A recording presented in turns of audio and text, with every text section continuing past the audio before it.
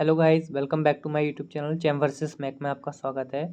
तो चलिए, आज जो हम बात करने वाले हैं वो है NPCIL मद्रास इंटरव्यू की। ठीक है। मद्रास का जो पेपर हुआ है अभी कुछ दिन पहले NPCIL का, उसमें स्टाइपेंडी ट्रेनी मैकेनिकल की वैकेंसी थी। तो उसका जिसका रिटन क्वालिफाई हुआ है या चांस हैं क्वालिफाई होने के, जिसके नंबर मार्क्स अच्छे आ रहे हैं, क्योंकि पेपर बहुत आसान था। तो वही है कि 90+ अगर जिसके भी आ रहे हैं तो वो अपना सिलेक्शन मान के चले। ठीक है। और अपनी तैयारी को कंटिन्यू रखे। ठीक है। तो 90-92 अगर किसी के प्लस आ रहे हैं 100, जितने जितने का पेपर था उसमें से, तो वो अपना अच्छे तरीके से इंटरव्यू की प्रिपरेशन करे। और उसकी प्रिपरेशन कैसे करनी है उसका मैं आइडिया आपको आपके साथ शेयर करूँगा। ठीक है। तो देखिए, जो इंटरव्यू की तैयारी है NPCIL की, वो DI का डिपार्टमेंट है पूरा। ठीक है। NPCIL जो है वो DI के डिपार्टमेंट के अंदर आता है। तो जिसमें जो है साइंटिस्ट वगैरह काफ़ी थोड़ा प्रैक्टिकल वेज पे क्वेश्चन करते हैं, जिसलिए आपको तैयार रहना है वहाँ पे। और उसके लिए मैं कुछ छोटे छोटे पॉइंट बताऊँगा, वो आपको हमेशा रेडी रखने हैं। ठीक है। तो सबसे पहले पॉइंट की बात करते हैं। तो देखिए, सबसे पहला जो पॉइंट है वो है आपको बेसिक अप्रोच। बेसिक अप्रोच का मैं मतलब भी समझा दे रहा हूँ क्या है। कि जैसे आपने मैकेनिकल में पढ़ा होगा, ठीक है, कि मैं आपको बेसिक थर्मो से चालू करता हूँ। तो बेसिक थर्मो में आपको क्लॉसियस क्लैपेरॉन और मैक्सवेल इक्वेशन या फिर इन सब के चक्कर में कुछ नहीं पढ़ना है। ठीक है। या आपको कोई फार्मूला नहीं पूछा जाएगा कि इसका बहुत लंबा डुअल साइकिल का फार्मूला बता दो। ठीक है, ऐसा नहीं पूछा जाएगा। ज़्यादा से ज़्यादा क्या पूछ लेगा, डीजल का पूछ लेगा। ठीक है, डीजल का फार्मूला पूछ लेगा या साइकिल वाइकल्स पूछ लेगा। तो ये नॉर्मल चीज़ें आइस इंजन की मैंने बता दिया है। तो इस तरीके से आपको वो जो है वहाँ पे क्वेश्चन पुट अप करेंगे। ठीक है। अब देखिए, जो मैं बेसिक जैसे बताता हूँ, बेसिक अप्रोच का मतलब क्या है कि आपने बेसिक थर्मोडायनेमिक्स अपना फेवरेट सब्जेक्ट बताया। ठीक, मैं सब्जेक्ट्स के बारे में डिस्कस करूँगा आगे कौन कौन से बता सकते हैं आप हैं। और दूसरा, जो नहीं बताने उनको क्यों नहीं बताना है, इसका भी मैं डिस्कशन कर दूंगा। ठीक है। तो देखिए, बेसिक अप्रोच का मतलब ये है कि आपको छोटी छोटी चीज़ें याद रखनी है। जैसे ओपन साइकिल क्या है, क्लोज साइकिल क्या है। ठीक है, ओपन क्लोज क्या होती है। ठीक है, एडियाबैटिक क्या है। ठीक है, डाइथर्मल वॉल क्या है। तो मतलब जो क्या वाली चीज़ है वो आपको हमेशा याद रखना है। ठीक। तो जैसे first law, third law, second law ये है। ठीक है, क्या होता है, PMM1 क्या है। ठीक है, PMM2 क्या है। तो ये चीज़ है, PMM3 क्या है। ठीक है। अब एक चीज़ कभी कभी पूछ लेते हैं, क्या PMM4 पॉसिबल है कि नहीं। PMM4 होता ही नहीं है तो पॉसिबल कहाँ से होगा। तो ये चीज़ें आपको पता होनी चाहिए कि कौन सा PMM से क्या कौन सी में इंक्लूड हो रहा है। ठीक है। एंट्रोपी क्या है। अब आप एंट्रोपी की बेसिक डेफिनेशन बता दे रहे हैं, उसको ऐसे नहीं बताना है, उसको कुछ इस तरीके से बताइए कि कुछ कुछ कुछ यूनिक लगे उनको। ठीक है। लेकिन एक चीज़ और याद रखनी है, आपको अपने वर्डों पे कंट्रोल रखना है। वर्ड्स को कंट्रोल मतलब कैसे करना है कि आपको कोई ऐसी चीज़ नहीं बोल देनी है वहाँ पे जिसके बारे में आपको नॉलेज ना हो। आप अपने वर्डों में वही इंक्लूड करिए जिसके बारे में आप जानते हैं। जैसे जैसे एक होता है क्लोज सिस्टम के एग्जांपल। तो क्लोज सिस्टम के एग्जांपल में काफ़ी सारे एग्जांपल हैं। Piston cylinder with piston cylinder without valves वगैरह, विद वाल्व्स, इस तरीके से आंसर आते हैं। एक इसका और होता है एग्जांपल, बॉम्ब कैलोरीमीटर। ठीक है। तो आप वो एग्जांपल बोलिए, ये नहीं बोलिए। क्यों? क्योंकि अभी आपको बॉम्ब कैलोरीमीटर के बारे में पूछ लिया तो आप नहीं बता पाएंगे इसके बारे में। एपरेटस पूछ लिया, नहीं बता पाएंगे इसके क्या क्या होते हैं। ठीक है। तो आपको ये चीज़ों का ध्यान रखना है। तो एग्जाम्पल वही बोलने हैं जिसके बारे में आप जो है जानते हो। ठीक। और जिसके बारे में नहीं पता है उसके बारे में आपको नहीं बोलना है। अब जैसे कि मैं ये बेसिक अप्रोच आप समझ गए होंगे किस तरीके की बेसिक अप्रोच आपको जो है रखनी है। ठीक। दूसरे नंबर की चीज़ मैं आपको बता देता हूँ। दूसरे नंबर की चीज़ ये है कि आपको बहुत काम रहना है। काम का मतलब शांत रहना है आपको। क्यों? क्योंकि अगर वहाँ पे आप हड़बड़ी करेंगे, अगर मान लीजिए आपसे पहला जो क्वेश्चन है वो टफ पूछ लिया, पहले ही क्वेश्चन में आपसे कुछ खतरनाक लेवल का पूछ लिया जो आपको आता ही नहीं, वैसे तो वो ऐसा करते नहीं है, लेकिन बाई चांस मान लीजिए आपसे टफ पूछ लिया, आप थ्रू आउट डायरेक्टली मना कर दीजिए कि सॉरी सर, मुझे नहीं पता इसके बारे में। ठीक। दूसरा, अगर फिर आपको लगेगा कि अरे ये क्वेश्चन तो गलत हो गया, आपका नंबर नहीं कटेगा। आप गलत बताएंगे तो नंबर कट जाएगा। ठीक है। तो आपको ये चीज़ याद रखनी है। दूसरे नंबर ये है कि जो दूसरा क्वेश्चन आ रहा है उसको एकदम नए क्वेश्चन की तरह समझिए कि यही मेरा पहला है और यही आखिरी है। आप उसमें पूरी जी जान लगा दीजिए कि मुझे इसको अच्छे से एक्सप्लेन करना है। और दूसरा, वर्ड्स पर कंट्रोल करने का मतलब ये नहीं है कि आपको कुछ बोलना ही नहीं है, आपको अपने आप को एक्सप्रेस करना ही है। आप ये मत सोचिए कि मैं लिमिटेड वर्ड्स बोलूँगा, नहीं। आप जितना ज़्यादा हो पाए, ठीक है। अपने अकॉर्डिंग जितना बोलेंगे उतना ही आपके चांसेस हैं सिलेक्शन होने के। जैसे बहुत से लोग बोलते हैं ना कि कम बोलना, कम नहीं बोलना है। आप जितना अच्छे से एक्सप्रेस कर पा रहे हो उतना अच्छे से एक्सप्रेस करिए, ठीक है। तो एक्सप्रेस करना आपको आना चाहिए, ठीक। एक्सप्रेस आपको करना है, लेकिन एक्सप्रेस किस वे में करना है उसमें आपको अपने वर्ड्स कंट्रोल रखने हैं। समझ में आया? उसमें आपको अपने वर्ड्स कंट्रोल रखने हैं। आपको वो वर्ड्स बोलने हैं एक्सप्रेस करते टाइम जो उनको ऐसा ना लगे कि इसके उस पर क्वेश्चन बनाया जा सकता है, उनको मौका नहीं देना है, ठीक। या फिर ऐसे क्वेश्चन, ऐसे वर्ड्स देने हैं जिसके बारे में आपको ऑलरेडी पता हो। जैसे मान लीजिए उन्होंने उठा लिए बेसिक थर्मो ही, ठीक है। अब आपको मज़ा आ रहा है आईसी इंजन में, तो आपको आईसी इंजन उठाना है। तो जैसे मैंने एग्जांपल बताया ना क्लोज सिस्टम का, तो आप ऐसे एग्जांपल्स दीजिए कि वहाँ पे उनको लगे कि आप आईसी इंजन में जाना चाह रहे हैं और वो खुद ही आपको आईसी इंजन के क्वेश्चन पूछने लग जाए, ठीक है। तो ये चीज़ आपको करनी है। तो समझ के दूसरी चीज़ क्या है कि शांत रहना है जितना और तीसरा ये कि अपने वर्ड्स को कंट्रोल रखना है, लेकिन एक्सप्रेस अच्छे से करना है। एग्जाम्पल दे के अपनी प्रैक्टिकल लाइफ से एग्जाम्पल दीजिए, ठीक है। सर मैंने ऐसे ऐसे देखा है और इस तरीके से एक दो बार हुआ है, तो वो एक कह सकते हैं कि उसका एग्जाम्पल है, ठीक है। अब तीसरी चीज़ की बात कर लेते हैं कि और क्या क्या। अब बात आती है फेवरेट सब्जेक्ट्स क्या क्या हो सकते हैं, ठीक है। फेवरेट सब्जेक्ट्स, तो देखिए मैक्सिमम लड़के जो फेवरेट सब्जेक्ट्स बताते हैं वो एक तो बताते हैं बीटीडी, बेसिक थर्मोडायनेमिक्स, ठीक है, पहला। दूसरा सब्जेक्ट जो बताते हैं वो बताते हैं अपना मोस्टली फ्लूइड मैकेनिक्स, ठीक है। तीसरा जो सब्जेक्ट बताते हैं वो बताते हैं स्ट्रेंथ ऑफ मटेरियल, ठीक है। चौथा जो सब्जेक्ट बताते हैं वो बताते हैं अपना आरईसी, ठीक। और पांचवा एक जो सब्जेक्ट होता है वो उनका रहता है आईसी इंजन, या फिर या तो आईसी इंजन रहेगा, या फिर हीट ट्रांसफ़र रहेगा, या फिर आपका पावर प्लांट रहेगा, ठीक है। थर्मल पावर प्लांट इसमें होता है मोस्टली, ठीक है। तो ये जो है बेसिक सब्जेक्ट्स जो है लड़के बताते हैं। थर्मोडायनेमिक्स जो है बहुत ही ज़्यादा कॉमन सब्जेक्ट है, इसीलिए मैंने इसको अलग मार्क कर रखा है, ठीक है। ये हर कोई बताएगा। अब आपको क्या करना है, आपको कौन से बताने हैं, तो देखिए मैं आपको कुछ चीज़ें बेसिक बताता हूँ। देखिए बेसिक थर्मोडायनेमिक्स जो है वो एक ऐसा सब्जेक्ट है जिसमें से आपको कुछ नया नहीं पूछेगा, कुछ भी नया नहीं पूछेगा, रियली। क्या क्या पूछेगा वो भी मैं आपको बता दूंगा। जैसे इसमें देखिए first law, second oh first law of thermodynamics, second law, third law और जीरोथ लॉ, ठीक। चौथी चीज़ पूछ सकता है एंट्रोपी, तीसरी चीज़ पूछ सकता है सेकंड एंट्रोपी, ठीक है, एंट्रोपी या एंट्रोपी जनरेशन कह सकते हैं, ठीक है। इसके ऊपर, इसके अलावा इसमें से कुछ भी नहीं जाएगा, जो आएगा सिर्फ इसी में से आएगा, इसी रीज़न में से आएगा, ठीक है। अब बात करते हैं अगले टॉपिक के। हाँ, properties of pure substance, PPS, properties of pure substance से क्वेश्चन वो उठा सकता है और इसी में इंक्लूड कर सकता है, तो वो आपको याद रखना है, वो आपको इंटरलिंक करके चलना पड़ेगा।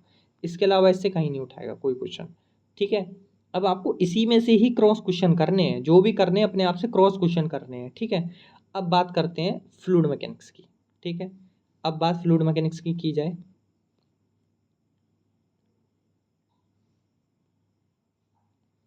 अब बात करते हैं फ्लूइड मैकेनिक्स की, कि देखिए फ्लूइड मैकेनिक्स में से क्या क्या पूछ सकता है। तो सबसे पहले आपको याद रखना है बर्नौली इक्वेशन, ठीक है। बर्नौली, बर्नौली इक्वेशन हो गया, एक होता है कंटिन्यूटी इक्वेशन, ठीक है, कंटिन्यूटी इक्वेशन और इनकी एप्लीकेशंस, ठीक। ये आपको याद रखना है। सिर्फ और सिर्फ ये एक ऐसा इंपॉर्टेंट टॉपिक है जो जिससे 100% पूछेगा ही पूछेगा। दूसरा मैं आपको बता देता हूँ, आपको जो P बराबर रो जी क्यू एस से रिलेटेड हो, इससे रिलेटेड जो भी आएगा, जो भी होगा, सब इससे रिलेटेड और इससे रिलेटेड ही पूछा जाएगा। बाकी streak line, stream line, boundary layer, इनके बहुत कम चांसेस है कि वो पूछा जाएगा, वो एडवांस लेवल हो गया। अगर आपने यही नहीं बता पाए, यहीं फंस गए, तो उस तक जाएगा ही नहीं वो। तो आपको ये टॉपिक बहुत अच्छे तरीके से यहाँ पे कर लेना है। इसको कैसे करना है वो भी मैं आपको नेक्स्ट वीडियो में बता दूंगा, ठीक है।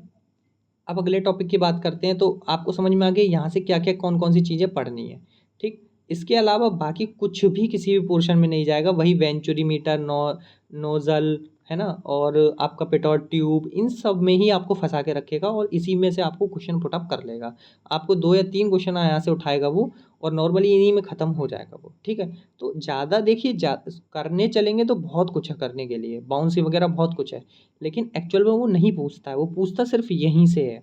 तो आपको ये टॉपिक अच्छे से करके जाने हैं, ठीक। अब बात करते हैं तीसरे सब्जेक्ट की, वो है आपका आईसी इंजन, ठीक है, सॉरी सोम। तीसरा सब्जेक्ट है आपका सोम, ठीक है। अब सोम में क्या पूछता है, देखिए सोम में जो है मेन चीज़ होती है जो एनपीसीएल में उनका फेवरेट है, वो है मोर सर्कल, ठीक। मोर सर्कल वो आपको अच्छे से करके जाना पड़ेगा, क्योंकि मोर सर्कल से वो सीधा क्वेश्चन उठाएगा। दूसरा उनका फेवरेट होता है एसएफडी और बीएमडी, ठीक। तीसरा उनका टॉपिक रहता है फेवरेट स्ट्रेस रिलेटेड, किसी भी तरीके का स्ट्रेस हो सकता है, bending stress, torsional stress, direct stress, indirect stress, shear stress, ठीक है। किसी भी टाइप का आपको न्यूमेरिकल भी दे सकता है यहाँ पे, ठीक है, न्यूमेरिकल भी दे सकता है और थ्योरी अप्रोच से भी पूछ सकता है, ठीक है। तो दोनों ही चीज़ें यहाँ पे हो सकती हैं। न्यूमेरिकल के बेस में आपको एसएफडी बीएमडी बनवाने के लिए दे देगा, कैलकुलेशन नहीं करवाएगा लेकिन एसएफडी बीएमडी बनाने के लिए दे देगा, ठीक है। तो ये चीज़ आपको याद रखनी है, मेन चीज़ें यही हैं, 2-3 चीज़ें हैं जो मैंने बताई हैं वो यही हैं। या आपसे कॉलम के बारे में पूछ लेगा, ठीक है, कॉलम। तो ये चीज़ें आपको याद रखनी है। सोम में क्या क्या इंपॉर्टेंट है वो मैंने आपको बता दिया है। आप मेन इन टॉपिकों को बहुत अच्छे से करके जाना, इनको तो मत छोड़ना, ठीक है। डिफ्लेक्शन से पूछता है लेकिन उतना नहीं पूछता, ठीक है।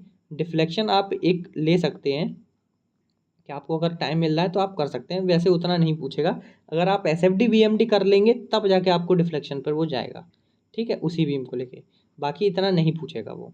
बाकी आपको पहले ये टॉपिक जो है बेसिक वो आपको कर लेना है, ठीक है। अब बात करते हैं अगले सब्जेक्ट की, वो है आपका आईसी इंजन। आईसी इंजन में आपको एसआई सीआई, ठीक है, इन्हीं में घुमा देगा। 4 स्ट्रोक 2 स्ट्रोक इनमें घुमाएगा, ठीक है। उसके बाद जितने भी ग्राफ्स हैं, ठीक है, इन्हीं के जो पेट्रोल डीजल के, डुअल के, स्टर्लिंग के, एरिक्सन के और आपके लेनॉयर के, ठीक है, ये सब कारनोट के, ये सब ग्राफ के बारे में आपको पूछ सकता है।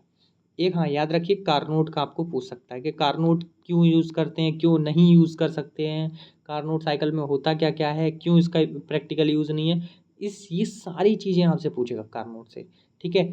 एसआई क्यों प्रैक्टिकल एप्लीकेबल है, एसआई में ही पेट्रोल का यूज़ क्यों कर रहे हैं, सीआई में क्यों नहीं कर सकते, सीआई में डीजल का यूज़ क्यों है, पेट्रोल का क्यों नहीं कर सकते, ठीक है। डुअल में हम दोनों का मिक्सचर क्यों नहीं यूज़ कर रहे हैं, वहाँ पे हम डीजल ही यूज़ करते हैं एक तरीके से, तो ऐसा क्यों है।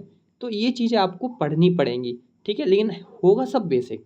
जो बेसिक क्यों वाले क्वेश्चन है, कैसा क्यों हो रहा है, जो बेसिक चीज़ें हैं वो आपको देखनी पड़ेंगी, ज़्यादा डिटेल में आपको नहीं जाना पड़ेगा। वो आपसे वहाँ पे कैलकुलेशन नहीं करवाएगा, बहुत बेसिक पूछेगा और बेसिक अप्रोच से ही आपको सारी चीज़ें समझनी है, ठीक है। तो आईसी इंजन में ये हो गया। दूसरा एक नॉकिंग वे में घुस सकता है वो, ठीक है।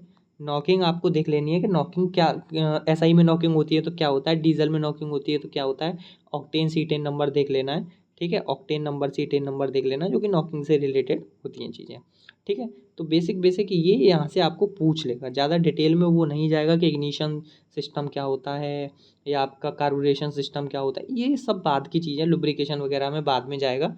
हाँ, लुब्रिकेशन का आप एक बार के लिए देख सकते हैं, ठीक है, कि लुब्रिकेशन सिस्टम कौन कौन से टाइप्स के होते हैं, ठीक। लेकिन आईसी इंजन एक काफ़ी ज़्यादा वाइड सिलेबस वाला सब्जेक्ट है, ठीक है, तो उसमें से कहीं से भी कुछ भी वो उठा सकता है प्रैक्टिकली, तो वो चीज़ आपको याद रखनी है। अब बात करते हैं आरएसी की, ठीक है। तो देखिए आरएसी में सीधा वो जाएगा साइकोमेट्री पर, ठीक है, साइकोमेट्री पर, जिसमें रिलेटिव ह्यूमिडिटी और मतलब सारी साइकोमेट्री एक तरीके से, ठीक है, साइकोमेट्री पर सीधा जाएगा। कैसे जाएगा, वो डायरेक्ट नहीं जाएगा, पहले आपको वीसीआरएस में घुमाएगा, ठीक है, वीसीआरएस और वीएआरएस, ठीक है, और आपका LIBR वाला हो गया, ठीक है, इन सब में घुमाएगा पहले। फिर इन सब में घुमा के आपको पूछ लेगा रिवर्स कारनोट क्या होता है, ठीक है, ये सब में घुमाएगा। उसके बाद आपको सीधा साइकोमेट्री में घुमा देगा। तो अगर आपका रेफ्रिजरेशन बहुत अच्छा है, स्ट्रॉन्ग है और काफ़ी प्रैक्टिकली आप इसको फील कर पाते हैं, तभी आप इसको रेफ्रिजरेशन को बोलिए। अदरवाइज़ मेरी सलाह यही है कि आप इसकी जगह पर आप जो है आईसी इंजन को बोलना ज़्यादा प्रेफर करना, ठीक, क्योंकि वो एक अच्छा सब्जेक्ट है और काफ़ी ज़्यादा मार्क्स गेनिंग सब्जेक्ट है मेरे हिसाब से आरएसी के कंपेयर में। ठीक है, अब अगले सब्जेक्ट की बात करते हैं। तो देखिए वैसे मैंने ज़्यादातर सारे बता दिए। पावर प्लांट में वो किसी भी पावर प्लांट पर जा सकता है, सोलर पर, ठीक है, न्यूक्लियर पर, विंड वाला जो होता है विंड पर, ठीक है, और आपका थर्मल वाले पर भी जा सकता है। तो आपको ये सारे जो न्यूक्लियर पावर प्लांट है इनकी बेसिक लिखनी है, लेकिन थर्मल पावर प्लांट को अच्छे से समझना है, जिसमें खासकर जो रैंकाइन साइकिल है, ठीक है, रैंकाइन साइकिल है, रैंकाइन साइकिल को आप अच्छे से पढ़ के जाइए, क्योंकि इसके ऊपर जो भी क्वेश्चन बनेंगे कि इसकी जो एफिशिएंसी है उसको कैसे बढ़ाते हैं, वर्क को कैसे बढ़ाते हैं, कंप्रेसर वर्क को कैसे घटा सकते हैं, क्या यूज़ कर सकते हैं कंप्रेसर में कि कंप्रेसर वर्क घट जा रहा है, क्या यूज़ कर सकते हैं टरबाइन में कि टरबाइन वर्क बढ़ जा रहा है। तो ये चीज़ें आपको पता होनी ही चाहिए। तो वो आपको वीडियो जब कराऊंगा आगे चल के, अगर आपको मॉक इंटरव्यू देने तो आप मेरे साथ दे सकते हैं, ठीक है। तो वो तब मैं बता दूंगा कैसे करना है इसको, कहाँ से क्वेश्चन किस तरीके का पुटअप किया जा सकता है, ठीक है। तो ये आपको रैंकाइन साइकिल मेन याद रखनी है। रीजनरेशन क्या होता है, ठीक है, रीहीटिंग क्या होता है, इंटरकूलिंग क्या होता है, ये इसी से रिलेटेड है सब, रैंकाइन साइकिल से, ठीक है। तो ये आपको याद रखना है। एक इसमें और आता है Brayton cycle. Brayton cycle, Rankine में और ब्रेटन में क्या फ़र्क है, ठीक है।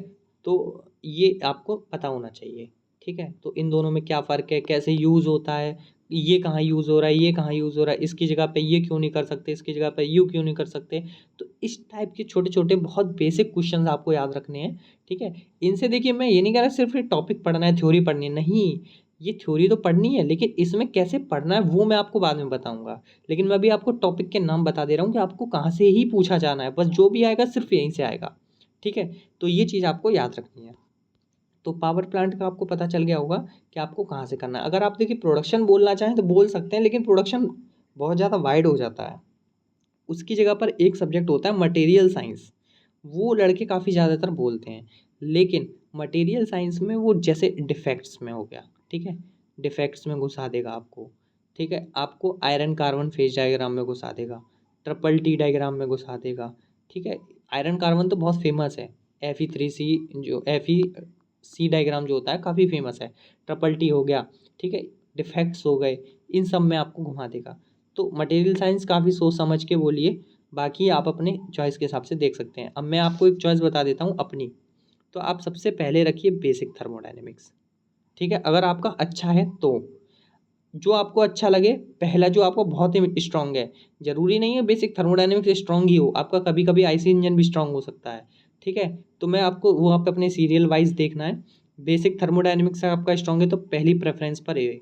दूसरा, अगर आपका आईसी इंजन स्ट्रांग है तो आप आईसी इंजन रख सकते हैं, क्योंकि आरएसी से बेटर है ये मेरे हिसाब से, ठीक है। तो दूसरे पर ये।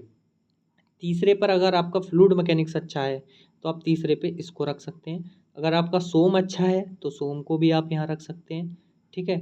और अगर ज़रूरी नहीं है कि आप देखिए ये चार तो आपको बोलने ही बोलने हैं, ज़रूरी नहीं पांच बोलें, कभी कभी वो पांच भी बोल देते हैं। तो पांचवें में आप चॉइस कर सकते हैं आरएसी, पावर प्लांट और मटेरियल साइंस में से आप जो है चॉइस कर सकते हैं कोई एक सब्जेक्ट जो आपको बोलना हो, ठीक है। मेरे हिसाब से ये काफ़ी अच्छे सब्जेक्ट्स हैं चार, जो आप बोल सकते हैं। आप इनका सीक्वेंस अपने अकॉर्डिंग मैच कर सकते हैं कि आपको पहले नंबर पे क्या बोलना है, दूसरे पे क्या बोलना है, तीसरे पे क्या बोलना है, चौथे पे क्या बोलना है, ठीक है।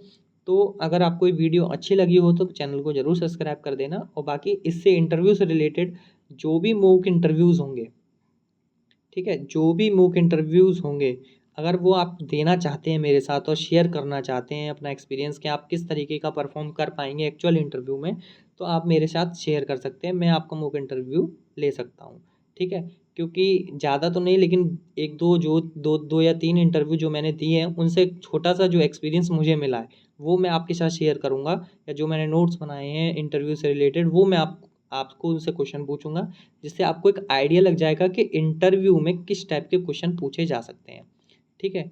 तो क्योंकि कभी कभी क्या होता है, काफ़ी सारे लोग होते हैं 6 से 7 8 इंटरव्यू भी दे चुके होते हैं, बट फिर भी उनका नहीं निकल पाता है। तो कहीं ना कहीं वो लोग मिस्टेक कर रहे होंगे कि कुछ तो ऐसे गड़बड़ कर रहे होंगे जिस वजह से उनका इंटरव्यू निकल नहीं पा रहा है, ठीक है। तो वही गलतियां आपको नहीं करनी है जो मेरी गलतियां रही हैं। मैं अपनी गलतियां जो है 2 3 इंटरव्यू जो मैंने दिए हैं उन इंटरव्यू में मैंने क्या क्या गलतियां की वो मैं आपको बताऊंगा, ठीक है। जब आप मॉक इंटरव्यूज़ मेरे साथ देंगे तो वो मैं आपको बताऊंगा, तब आपको पता चलेगा कि ये गलतियाँ आगे चल के मुझे नहीं करनी है।